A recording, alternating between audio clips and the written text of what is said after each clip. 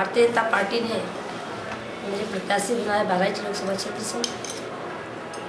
इस क्षेत्र में भ्रष्टाचार, अत्याचार, अन्याय बड़े पैमाने पर बढ़ रहा है।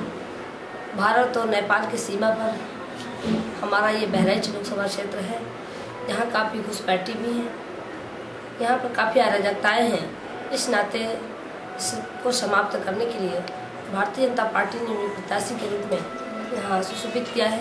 हम चुनाव मैदान में हैं। हमारी भारतीय जनता पार्टी की सरकार में प्रधानमंत्री नरेंद्र भाई मोदी जी इस देश के प्रधानमंत्री बनेंगे तो निश्चित रूप से यहाँ पर तमाम फैक्ट्रियाँ हैं लगेंगी। चूँकि इसका जीता जागता हुआ प्रमाण आपको देखने को सुनने को मिलता है कि नरेंद्र भाई मोदी जी गुजरात प्रदेश के मुख्यमंत्री हैं। वहाँ पर तमाम फैक्ट्री लगा करके तमाम लोगों को रोजगार देने का कार्य उन्होंने किया है। तमाम लोगों को रोजी रोटी व्यवस्थाएं उनको मिल रही हैं।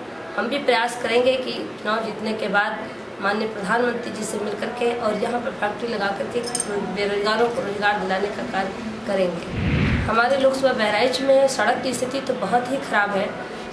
ग्रामीण क्षेत्र से लेकर के और अंतर्राष्ट्रीय रोड तक स्थिति बहुत ही खराब है। लोग कहते हैं कि सड़क में गड्ढा है, लेकिन हम कहते हैं कि गड्ढे में सड़क है। इसको भारतीय जनता पार्टी की सरकार बनते ही पूरे बहराइच लोकसभा क्षेत्र को अंतर्राष्ट्रीय सड़क से जोड़ने का कार्य करेंगे। और ये हम ही नहीं, हमारी भारतीय जनता पार्टी की सरकार में पंडित अटल बिहारी वाजपेयी जी जब इस देश के प्रधानमंत्री बने थे तो उन्होंने पूरे देश को ग्रामीण प्रधानमंत्री रोजगार योजना के अंतर्गत सारे देश की सड़कों को जोड़ने का कार्य किया था।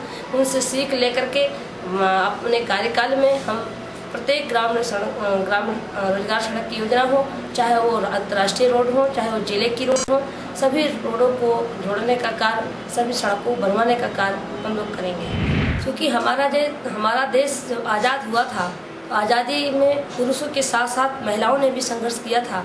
इसलिए उनसे सीख लेकर के मैंने भी प्रयास किया है कि महिलाओं को कैसे हम जागरूक करें। हमारे क्षेत्र में लगभग 1,65,000 महिलाओं का संगठन मैंने तैयार कर रखा है। सखी संप्रदाय के माध्यम से उनको तमाम विकास से जोड़ने का कार्य किया है।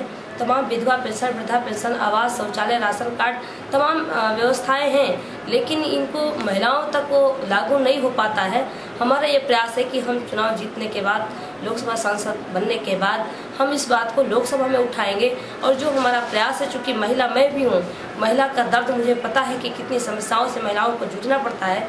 ऐसी स्थिति में उनका सशक्तिकरण करने के लिए हमारा भरपूर प्रयास रहेगा कि हम लोकसभा में अपनी इस क्षेत्र की समस्याओं को उठाकर और महिलाओं को अब बराबर की भागीदारी मिले। चूँकि पुरुष के साथ साथ महिलाओं का बराबर का वोट का अधिकार है, इनको पूरी तरीके से अधिकार मिल नहीं रहा है। हमारी भारतीय जनता पार्टी की देन है। भारतीय जनता पार्टी की एक सोच है कि हम महिलाओं को अधिकार देंगे। 33% आरक्षण की पहले से बात कर रखी है हमारी पार्टी ने, और निश्चित रूप से चुनाव जीतने के बाद हम सदन में उठाएंगे भी। और अपने भारतीय जनता पार्टी के जो हमारे प्रधानमंत्री होने वाले माननीय नरेंद्र भाई मोदी जी से बैठ करके तय करके और महिलाओं को सशक्तिकरण को आगे बढ़ाने के लिए भरसक हम प्रयास करेंगे। हमारा प्रयास रहेगा कि 2 साल के अंदर ही सारे विकास कार्य पूरे हों। क्योंकि हमारा कोई ये नहीं है कि हम 5 साल के काल बिताने के बाद करेंगे।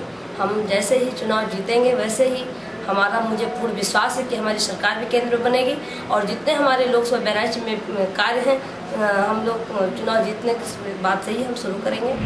क्योंकि मैं एक साधु सन्यासी महिला हूँ, मुझे कोई परिवार से लेना देना नहीं है। हमको केवल समाज से ही, समाज के लिए मैंने अपना सब कुछ त्याग कर पूरे जीवन भर के लिए समाज के लिए समर्पित कर दिया है। मेरे में बहुत बड़ी लालसा है कि हम चुनाव जीतेंगे, देश के लिए, समाज के लिए कुछ अच्छा कर दिखाएं। और जो हम कभी झूठ नहीं बोलते, क्योंकि मैं साधु सन्यासी होने के नाते हमारा सोच है कि जो हम कहें वो करें।